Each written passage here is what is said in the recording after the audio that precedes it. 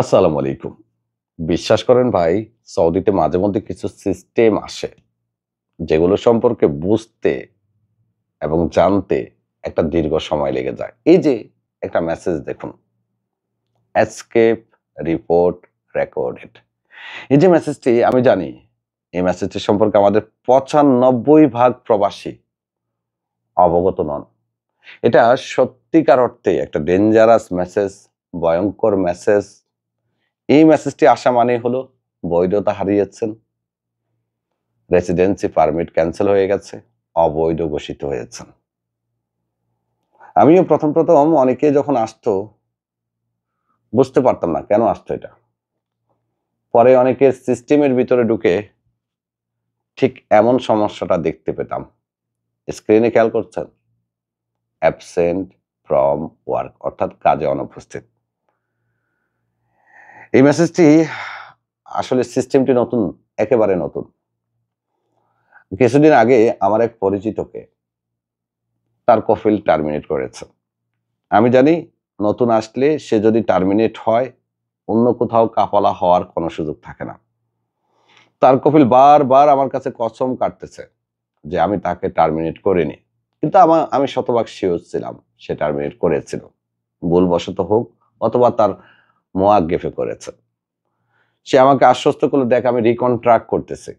আমি জানতাম রিকন্ট্রাক্ট করলে এই যে অ্যাবসেন্ট ফ্রম ওয়ার্ক বা এসকেপ রিপোর্ট রেকর্ডেড, এটা ঠেকানো যাবে না, হুরুপ চলে আসবে।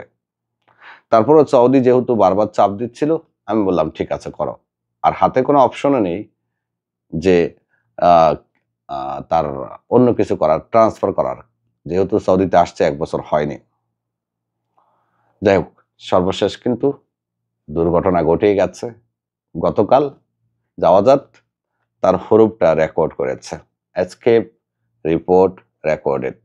মুক্তবল আমেল থেকে বা কিউয়া থেকে ৬০ দিন শেষ হওয়ার পরে জাওয়াজাতে তার যে অভিযোগটা আছে সেটা পাঠিয়ে দিয়েছিল।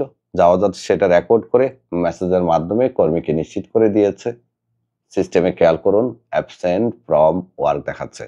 তো ভিডিওর শেষে যে বিষয়টি বলতে চাচ্ছি, প্রথম কথা, আপনি যদি সৌদিতে আসার ১ বছর না হয়, আপনার কফিল যদি আপনাকে টার্মিনেট করে, সেক্ষেত্রে আপনি কফিলের সাথে কথা বলে রিকন্ট্রাক্ট করে কোনো ফায়দা হবে না। আপনার হুরুপ চলে আসবে। দ্বিতীয় কথা, এই ৬০ দিন আপনার হাতে সময় থাকবে। যদি কফিল মনে করে যে আমি ৬০ দিনের মধ্যে কর্মীকে এক্সিট দিয়ে দিব, তাহলে আপনি সময়ের মধ্যে দেশে চলে গিয়ে আবার আসতে পারবেন। আর যদি সময়ের মধ্যে দেশে না যান, ৬০ দিন পরে আপনি অবৈধ ঘোষিত হবেন। তৃতীয় কথা, যেহেতু আপনি সৌদিতে আসছেন ১ বছর হয়নি, আর এই কারণে আপনাকে টার্মিনেট করার পরে আপনি অন্য কোথাও কাফালা হওয়ার কোনো সুযোগ পাবেন না। আপনার এসকেপ রিপোর্ট রেকর্ডেড এই মেসেজটি চলে আসবে, সিস্টেমে আপনাকে হরুপ দেখাবে। সো এই মেসেজটি আসার পরে করণীয় কি? করণীয়, যদি আপনি সৌদিতে আসছেন ১ বছরের বেশি হয়ে থাকে, তাহলে অন্য কোথাও ট্রান্সফার হওয়ার সুযোগটা পাবেন, যেহেতু এখন হরুপ কাটার সুযোগ আছে।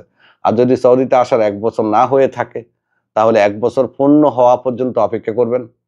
যদি সৌদি সরকার যে চলমান সুযোগটা দিয়েছে হরুপ কাটার, সেটা ১ বছর আপনার যখন পূর্ণ হবে সে সময় পর্যন্ত থাকে, তখন আপনি বৈধ হওয়ার সুযোগটা পাবেন, অন্যথায় অবৈধ হয়ে যাবেন। ধন্যবাদ সবাইকে, ভালো থাকবেন। আল্লাহ হাফেজ।